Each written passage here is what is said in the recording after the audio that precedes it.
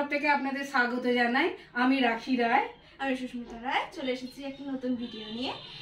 আজ এতদিন ধরে আমরা কোনো প্রকার ভিডিও আপলোড করতে পারিনি, আমাদের কিছু সমস্যার জন্য, একটা সমস্যা চলছিল, তার জন্য আমরা এতদিন কোনো প্রকার ভিডিও আপলোড করতে পারিনি, তার জন্য দুঃখিত।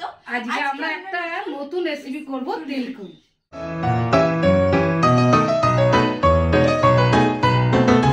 তেলকুইয়ের রেসিপিটা আপনাদের দেখাতে আপনাদের বলেছিলাম যে আমরা তেলকুইয়ের রেসিপিটা আজকে বলবো, তো সেটাই আজকে বলবো। তো আমাদের যে এই রান্নাঘর সেটাকেই আমরা ডেকোরেশন করার জন্য আমাদের কিছুদিন এই ভিডিও করা হয়নি, সেগুলোকে কোনো প্রকার আপলোড করা হয়নি। তো আমরা চলে এসেছি, এই হচ্ছে আমাদের নতুন রান্নাঘর। তার জন্য আমাদের খুবই একটু হচ্ছিল রান্নাঘরের জন্য, সমস্যা হচ্ছিল। তাহলে তেলকুই আরম্ভ করি। এবার তাহলে চিমনিটা জ্বালিয়ে নিই। কড়াটা এই গ্যাসটা জ্বালালাম,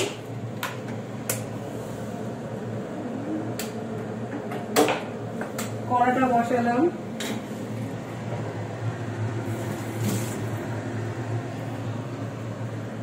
তেল দিচ্ছি, সর্ষের তেলে করছি আমরা। কই মাছটা তো একটু ভাজতে হবে। এই যে কই মাছটা এবার দেবো কড়াতে, তেলটা গরম হলে তবে দেবো।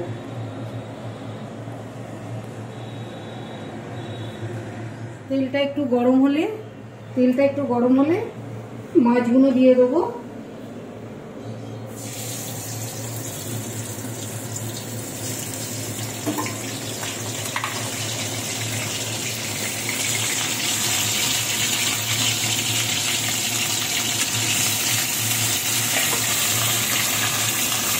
তারপরে মশলাটা একটু দেখে নিন, একটু কি কি মশলা পড়ছে।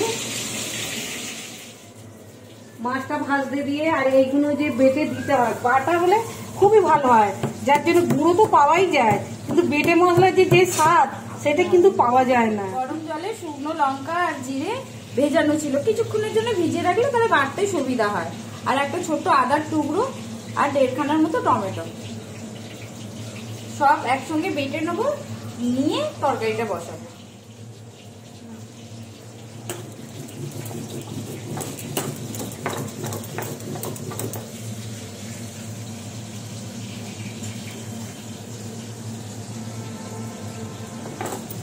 এসেছে একটু বাকি, কেন এটা বাটা মশলা একটা আলাদাই টেস্ট। গুঁড়ো মশলা তো রান্না হয় ঠিকই, কিন্তু এইসব জিনিস বাটাতে না হলে একদম ভালো লাগে না, জানি খুব টেস্ট হয় বাটাতে। মশলাটা বাটা হয়ে গেল, এবারে মশলাটা সব তুলে নিলাম, এগুলো একটু উঠিয়ে নিলাম। হ্যাঁ, হালকা করে একটু কড়া করে ভাজলে একটু কিরম শক্ত হয়ে যায়, তো একটু হালকা করে ভাজতে হবে।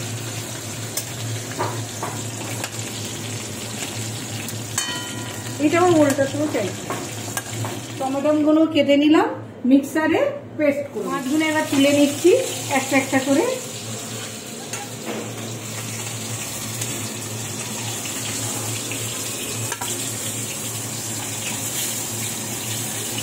ভাজা হয়ে গেছে, এরপর বাটা মশলাটা দেবো, দেখবেন।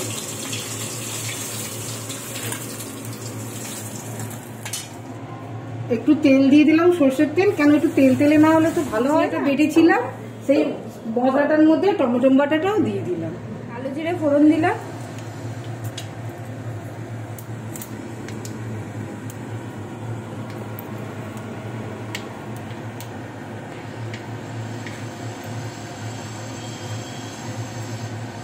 জিরে, শুকনো লঙ্কা, টমেটো, আদা বাটা দিয়ে দিলাম তেলের মধ্যে।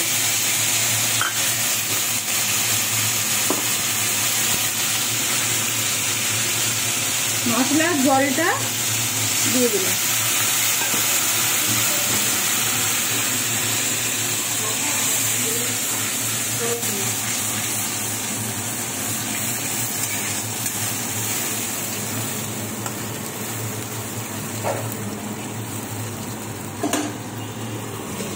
নুন দিলাম পরিমাণ মতো,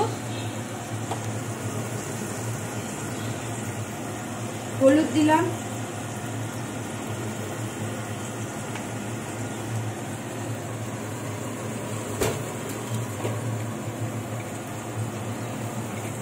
কাশ্মীরি লঙ্কার গুঁড়ো দিলাম।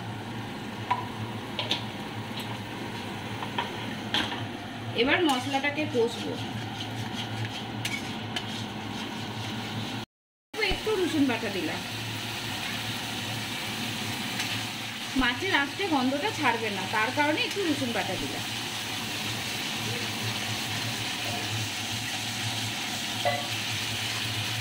মশলা থেকে তেল বেরোতে শুরু করে দিয়েছে। এবার এর মধ্যে উষ্ণ গরম জল দেবো, ঠান্ডা জলটা দেবো না। জলটাকে একটু গরম করে নিয়ে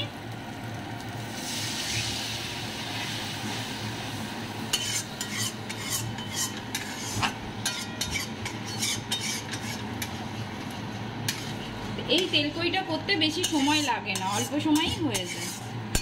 এগুলো দিয়ে দিচ্ছি।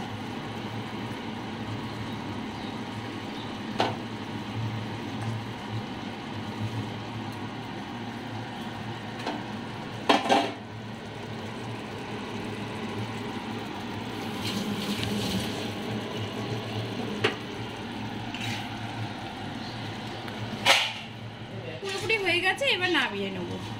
একটু রসা রসা থাকবে। তেলকইটা হয়ে গেছে, এবার নামাবো, গ্যাসটা অফ করবো। তেলকইটা